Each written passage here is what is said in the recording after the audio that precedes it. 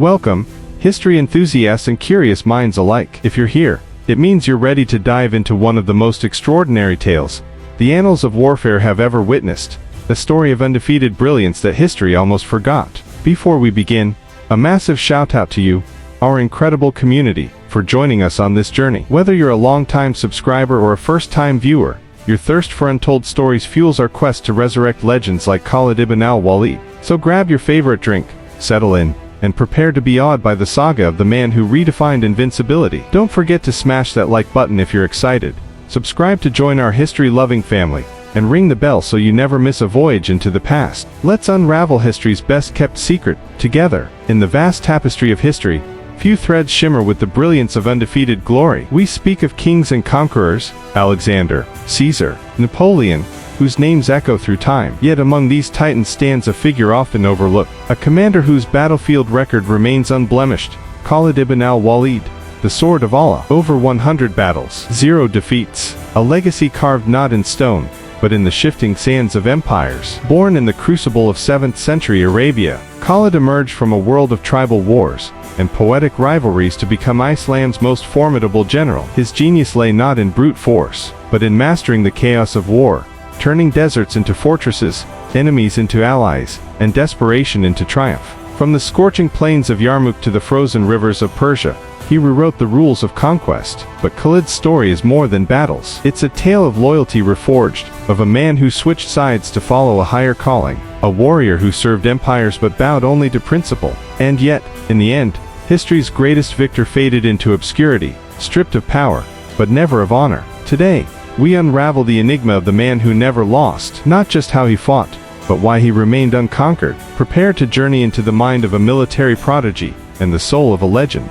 In the arid expanse of 6th century Arabia, where survival hinged on sword and shrewdness, Khalid ibn al-Walid was born into the Quraysh, Mecca's most influential tribe. This was a world of ceaseless tribal feuds, where loyalty shifted like desert sands, and poetry dueled with spears for dominance. From childhood, Khalid was immersed in the art of war, mastering horsemanship, studying the strategies of ancient battles, and learning to command respect in a land where weakness meant oblivion. The harsh terrain sculpted his resolve, the constant skirmishes sharpened his tactical mind. Yet, even as he earned renown among rival clans, a greater storm loomed, the rise of Islam, a force that would challenge his destiny and redefine the map of empires. Khalid's defining pivot came at the Battle of Yarmouk in 625 CE. Leading the Quraysh cavalry, he exploited a gap in Muslim ranks, nearly decimating their forces. Yet, this Pyrrhic victory haunted him. When Prophet Muhammad conquered Mecca in 630 CE,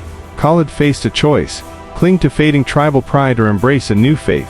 He chose Islam, a decision that fused his lethal skill with divine purpose. Prophet Muhammad bestowed upon him the title, Saifullah, the Sword of God. Khalid justified this honor swiftly. During the Ridda Wars, he crushed rebellions with ruthless precision, deploying psychological tactics like midnight raids and feigned retreats. At the Battle of Yarmouk, his forces slaughtered 21,000 apostates, securing Arabia's unification. By 633 CE, Khalid stood unchallenged, a general whose loyalty to Islam eclipsed past allegiances. His blade, once wielded for tribal glory, now carved the path for an empire destined to shake Persia and Byzantium. Khalid's campaigns were masterclasses in audacity. Take the Battle of Yarmouk in 633 CE, facing 30,000 Persians with just 15,000 men. He orchestrated a double envelopment, a tactic unseen since Hannibal. Feigning retreat, he lured the enemy into a trap, surrounding them like a tightening noose. The Persian force was obliterated. At Ai,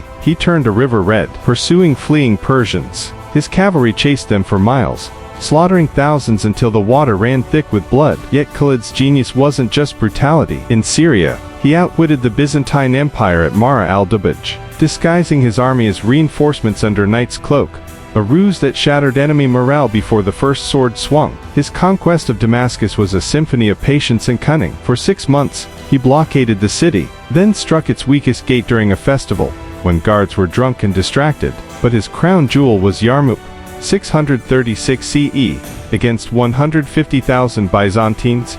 Khalid divided his 40,000 troops into mobile katibas, using sandstorms as cover to flank and fragment the enemy. Do not fight them all at once, he warned, but slice them into pieces. From Persia's frozen highlands to Syria's fertile plains, Khalid adapted: desert tactics in open fields, siegecraft in cities. His secret: win the battle before it begins. A mind always 3 moves ahead and a sword that never rested. Even legends are not immune to the frailties of human politics. By 638 CE, Khalid's meteoric rise had stirred unease in Medina. Caliph Umar, wary of a general whose fame rivaled the caliphate itself, summoned him to court. The reason: a fabricated charge of extravagance.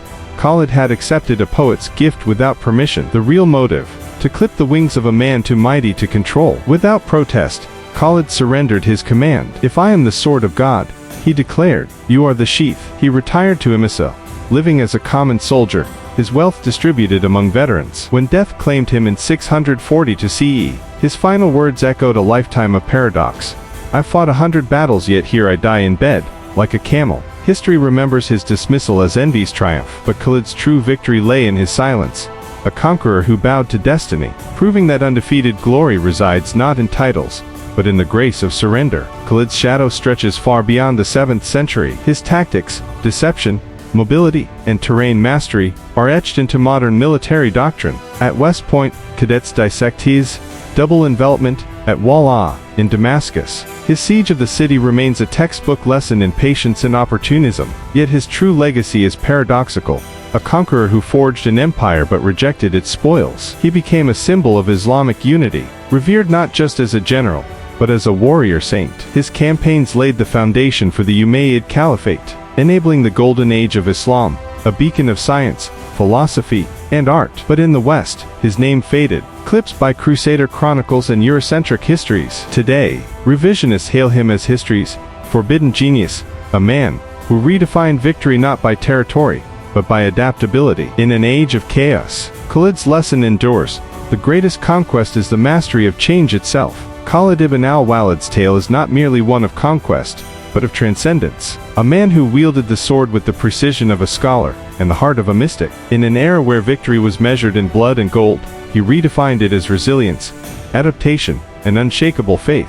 His undefeated record stands as a monument to human ingenuity, proof that strategy trumps numbers, and foresight outlasts force. Yet, his greatest triumph was his humility. Stripped of power, he chose dignity over defiance, teaching us that true strength lies not in clinging to glory, but in releasing it. Today, as empires rise and fall, Khalid's legacy whispers a timeless truth: to conquer is fleeting, but to evolve is eternal. The sword of God never dulled because it never ceased to learn. And in that lesson, history finds its sharpest edge. If this journey through the sands of time ignited your curiosity, smash that like button, subscribe, and ring the bell. The past is vast, and our next adventure awaits. Until then, remember, history isn't just written, it's lived.